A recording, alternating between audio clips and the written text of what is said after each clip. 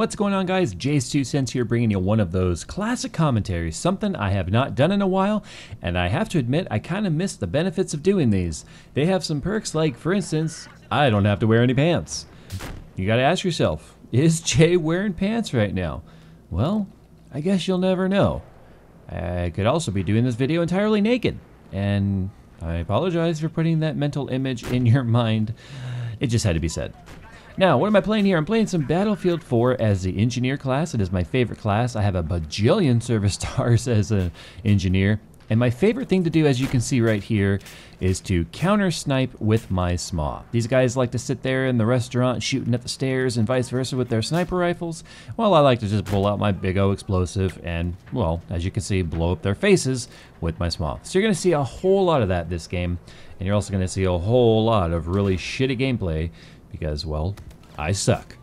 All right, with that said, guys, let's go ahead and move on to today's topic, and that is how to get the most out of your build budget. Now, with that said, I want to clarify something. This is a build budget, not a budget build. There's actually quite the difference. Now, I want to kind of talk about something real quick when it comes to the word budget. Many people seem to think the word budget means cheap, aka inexpensive, aka spend as little as possible. That is not what budget means whatsoever, people. Budget simply means that there is a set dollar amount in which not to be exceeded. That is the absolute maximum you have to spend on any given project. Now, with that said, it could be a $500 budget, it could be a $5,000 budget, or it could be a $15,000 budget. I mean, come on, let's face it. Countries have a budget, right? It doesn't mean it's cheap, although some countries kind of are, I guess. So I just want to put that out there, guys. A budget is for you to determine, and my job today is to try and make your budget go as far as possible by helping you think about the parts that you're buying and whether or not they're right for you. Now, with that said, let's go ahead and move on to the most important question you need to ask yourself. And believe it or not, it's not, how much is my budget? Because you already have a price in mind, but you don't know where to spend your money. So you need to ask yourself, is this a gaming computer? Or are you going to be doing some rendering, maybe making some YouTube videos, some Photoshop? Are you just going to be browsing the internet, kind of checking out some 18+ type materials, you know, where you got to check that little box verifying your age? Is it for schoolwork, college, or is it all of the above? I have a feeling most of you are going to say it's all of the above. And if you haven't been making or rendering gameplay videos or commentaries or YouTube, chances are you may be considering it. So I have a feeling you're going to say all of the above. Now, with that out of the way, ask yourself, are you into AMD or Intel, or do you truly not care? I hope you say you don't care because there are some pretty good options on both sides of the fence, both giving you both advantages and disadvantages. Now, there's a whole different video about advantages and disadvantages of AMD versus Intel, but if you're not going to be biased, then you certainly have a lot of options. Now, that's kind of what leads to the confusion of making a video like this necessary, is all of those options make it very difficult to pick your parts. So let's see if we can't change your mindset a little bit at the way that you approach your parts and approach your build to try and get the most out of it. Now, do you have any parts to reuse? That's kind of a big deal. If you have any hard drives you can reuse, or you have a computer case, or maybe a decent power supply you can reuse, every dollar you don't have to spend on a component is more money you have to put into the most important components of your build. And those important components are going to really depend on the answer to question number one: what are you doing with your computer? Now, we're going to go ahead and look at it from two different perspectives. I'm going to basically talk about gamer prioritization and rendering prioritization. Now, gamers, you should really be prioritizing your GPU over raw CPU power. And I feel that about a third of your budget should be spent on the GPU. So if you have a $1,000 budget, set aside about $300 to go into your graphics card. If you have a $1,500 budget, set aside about $500 to go into your graphics card. It's a pretty good rule of thumb, and it actually goes a long way in terms of getting the most for your money. Now, with that said, there are some exceptions where CPU power does come into account with certain games. I mean, games like DayZ or Minecraft with a lot of texture mods, or maybe, what's that one game, Elder Scrolls or something like that? I don't remember. I wasn't very into the whole Elder Scrolls thing, but I believe there's a lot of texture mods and things that can really ramp up the CPU and memory usage. So you need to take a look at the requirements for the games that you're playing, the mods available, and how you plan on playing those games. Now, those are up to you, and those are the exceptions to the rule. So for the most part, Gamers should be prioritizing their GPU over raw CPU power. So you might want to go with that i5 and not the i7 and get yourself a better GPU, because you're going to find most games, Battlefield 4, Battlefield 3, Metro 33, they tend to not really use a whole lot of CPU power, but they can certainly max out the GPU really quickly. So you may find that you don't actually lose any frames per second by going with that i5 or the i7, but you may lose a lot of frames per second by going with that 770 over the 780 or that 760 over the 770. You kind of see where I'm going with this? All right, so if you're building a gaming computer, the next thing you should be doing is pretty much prioritizing a large hard drive over going with an SSD. Now, SSDs are really tempting. Those fast boot times and those fast load times for levels can certainly seem like a benefit, but you've got to keep in mind too that the gigabyte per dollar of SSDs, although dropping and getting more hard drive space for your money, it still doesn't come anywhere close to matching the storage space on a hard drive. So you could get a 2 terabyte hard drive for the same price as a 128 gigabyte SSD in some cases right now. And for the most part, you wouldn't get more than a 256 gigabyte SSD for the same price as a 2 terabyte hard drive. And you're going to find that an SSD fills up really, really fast. So it makes no sense to take money away from your GPU or your CPU or your RAM for that matter to go with an SSD. You can always add it later, and if your money is tight, save your money and go with a large hard drive. Now when it comes to RAM, I tend to find that for gamers, the sweet spot is 8 gigabytes or a 8 gigabyte kit, which is 2 4 gigabyte DIMM sticks at 1866 megahertz. I've done videos in the past. You can search my channel and actually see some tests I did where I test gaming systems and whether or not increasing RAM speed makes any noticeable difference at all for frames per second, and you'll find in most cases it really doesn't. Just like anything else, there are exceptions to the rule. So I would really recommend going with an 8 gigabyte kit right around 1866. Definitely seems to be the sweet spot. All right, those of you looking at doing YouTube or making videos or doing rendering or live streaming, this is now pertaining directly to you. You should be prioritizing the most powerful CPU that you can get your hands on if your primary function is going to be rendering of some sort.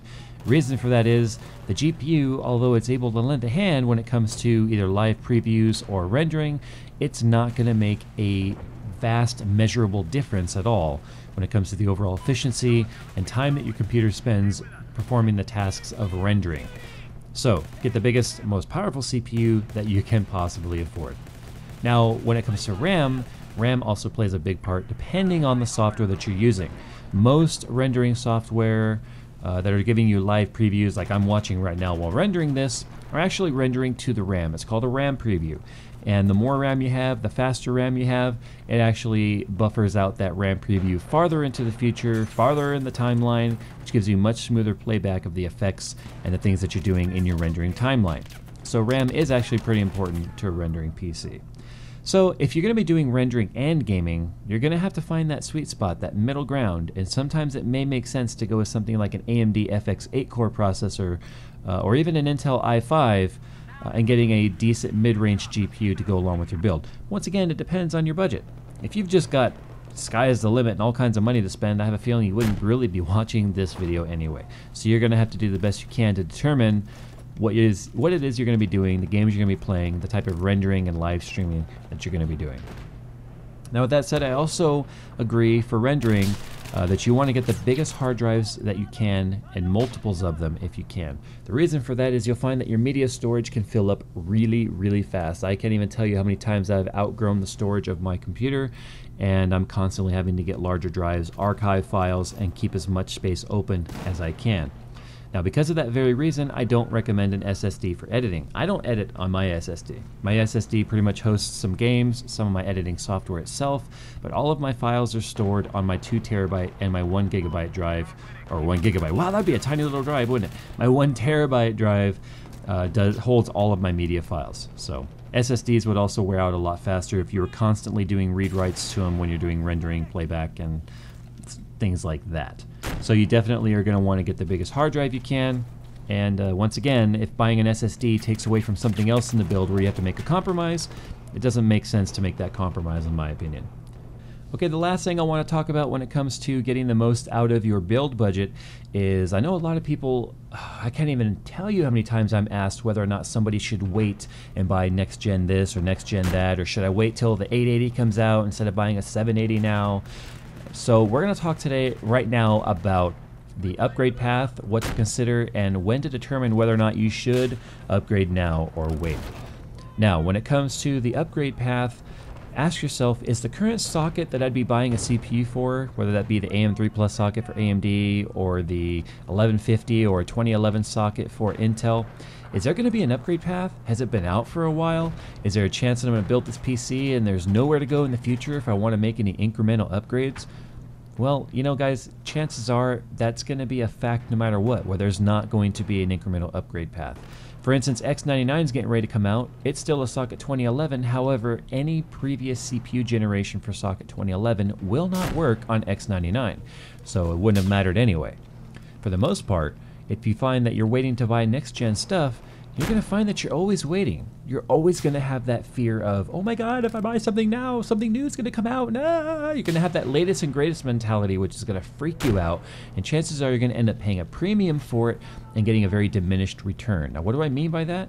Well, I mean if you wait and buy the 4790K, for instance, instead of buying the 4770K when they first came out, you would have found you were waiting 6 months and you got very, very, very little return, and you actually paid a little bit more in the long run.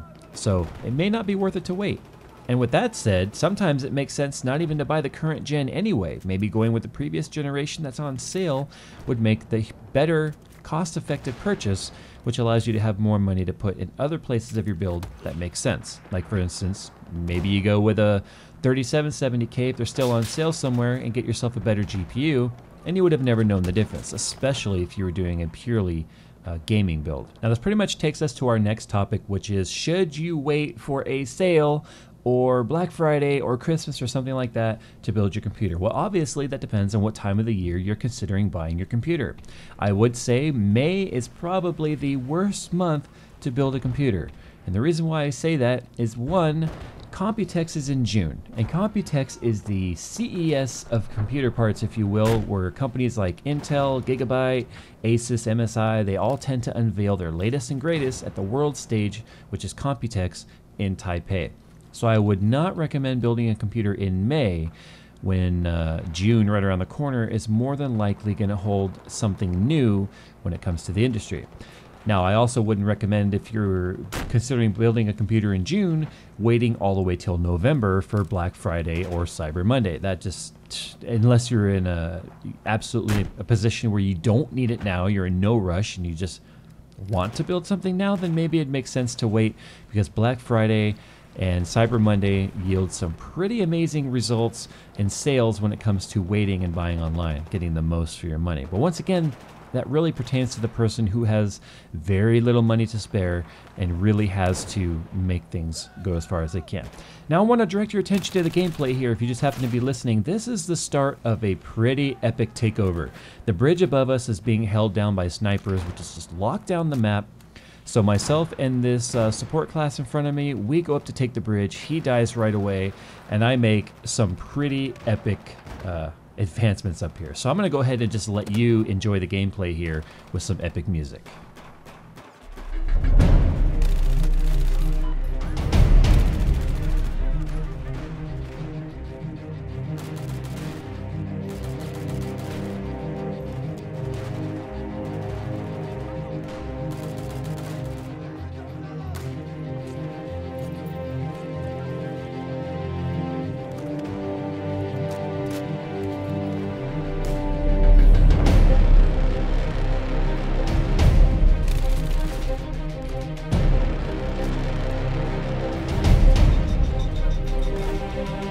And unfortunately, just like that, they took the bridge back. But hey, not a bad run considering I suck, and caught them all off guard and got 6 kills out of that, including the guy down in the containers. But anyway, guys, I hope this video has helped you guys. Don't run out there and just buy something for the sake of buying something. I have been guilty of that in the past, and I've made some pretty poor decisions before simply because I just wanted to buy something now. So if you're still confused and you still don't know what to do, check out some of my other videos. They're more than likely going to give you a hand, hopefully. And if they don't, and you just still need some more help, feel free to head on over to Twitter. I'm as interactive as I possibly can over there, and I'm really looking at giving you guys as much advice as you possibly can to help you be smarter buyers and create a prosumer out of you instead of being a consumer. As always, guys, hope to see you in the next one.